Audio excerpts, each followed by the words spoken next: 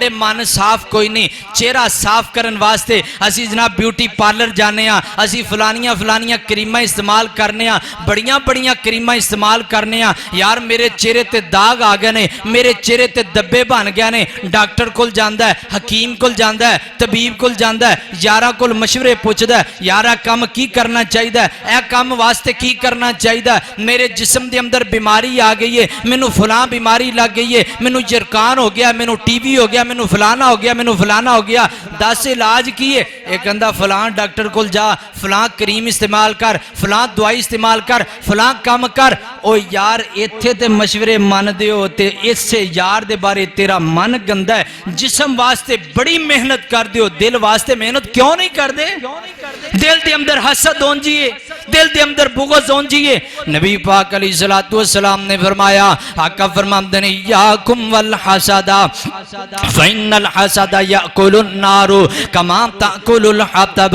फरमाया बंदे दे दिल के अंदर जो हसद आंदा है ना, हसद की होंदा है? इहदे कोल गड्डी क्यों आ गई है, इनू अल्लाह ने इज्जत क्यों दी है, इहदे कोल दौलत कित्थों आ गई है, कल तक ते गरीब सी अज जनाब पैसा कित्थों आ गया, कल तक ते बिल्कुल गरीब सी अज गड्डी कित्थों आ गई है, कल तक ते साडे नाल मजदूरियां करदा सी अज कोठी कित्थों बना लई है, अज अल्लाह ने इज्जत दे दी है। कई इज्जत वेख के छड़ी जांदे ने, जिवें अजकल डॉक्टर जाकिर नाइक हाफिज़ पाकिस्तान आए ने, एवें इज्जत वेख के छड़ी जांदे ने, इज्जत वेख के छड़ी जांदे ने। और लोगों अल्लाह दी कसम इज्जत दा मालिक कौन है?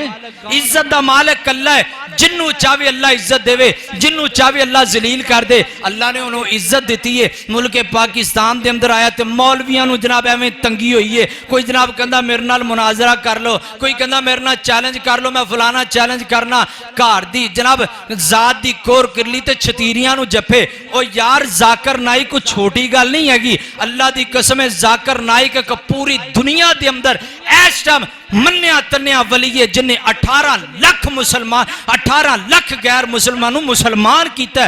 तू ओदे नाल मुनाजरे करना है। हजरत सल्तान शाह नकवी हाफिज़ल्लाह फरमाते ने जाकिर नाइक काफरां दा मुनाजरे वास्ते मुसलमानां दे मुनाजरे नहीं कर सकदा। मुसलमान मुनाजरा करन ते उमर सदीक ही काफ़ी है। मुसलमानां नूं मुनाजरे की जरूरत है ते साडे वास्ते अब्दुल्ला नज़ारी काफ़ी है। मुसलमानां नूं मुनाजरे की जरूरत है, मौलाना नवाज चीमा ही काफ़ी है। और मुनाजरे करने ने ते इन्हां नाल करो। डॉक्टर जाकिर नाइक ते काफरां नाल गल्लां करदा। और कल दी गल है मैं जनाब देख रहा सी डॉक्टर जाकिर नाइक स्टेज के उपर खड़ा है, छोटियां छोटियां बच्चियां आईयां। हजरात जरा गौर कीजिए, और तुसी ते जनाब तुहाडे पीर ते किंज दे पीर ने, दरबारां ते बीबियां नची जांदियां ने, दरबारां ते बाबे आप नची जा रहे ने। किसी दी जनाब जिस्म ते कपड़ा कोई नहीं, किसी दे मन ते जनाब कपड़ा कोई नहीं, उत्थे नची जा रहे ने। ते डॉक्टर जाकिर नाइक कितना गैरतमंद बंदा है। तेरी बहू बेटी गई है, तेरे जनाब माशरे दी छोटी जी मासूम बच्ची गई है, कहने लगे जी इन्होंने इनाम दो। डॉक्टर जाकिर नाइक फरमाते ने मेरी गैरत गवारा नहीं करती, मैं किसी गैर महरम औरत नूं इनाम दे छड़ा। और जाकिर नाइक इस कदर हयादार बंदा, तेरी छोटी जी 10-12 साल दी बच्ची नूं वेखना गवारा नहीं करता। अज तू उस जाकिर नाइक दे बारे गल्लां करना है, तेरे दिल दे अंदर हसद तो इलावा कुछ भी नहीं हैगा। नबी पाक ने फरमाया जिस बंदे दे दिल दे अंदर हसद आ जाता है, हसद उस बंदे दियां नेकियां नूं इंज खा जाता जिवें अग लकड़ी नूं खा जाती।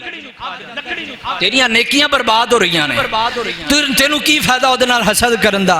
ना कर हसद, ना कर हसद, बल्कि उन्होंने मोस्ट वेलकम कर, मेहमान है यार तेरा। नबी पाक अलैहिस्सलातु वस्सलाम ने फरमाया मन काना युमिनु बिल्लाहि वल यौमिल आखिर, जड़ा बंदा क़यामत ते रब ते ईमान रखदा, फल युकरिम ज़ईफ़हू, अपने मेहमान की मेहमान नवाजी करे, मेहमान की कदर करो। वो साडे कोल मेहमान आया 2-4 दिन 10 दिन 15 दिन रहेगा, वापस चल जाएगा। उन्होंने की ओदी इज्जत नूं की फर्क पैन लगा है? अल्लाह की कसम कल भी ओदी इज्जत नूं फर्क पाने वाले इंडिया वाले वो भी पिट्टी जाते हैं, इधर पाकिस्तान वाले भी पिट्टी जाते हैं। ओदी इज्जत अल्लाह की कसम कोई फर्क नहीं होया।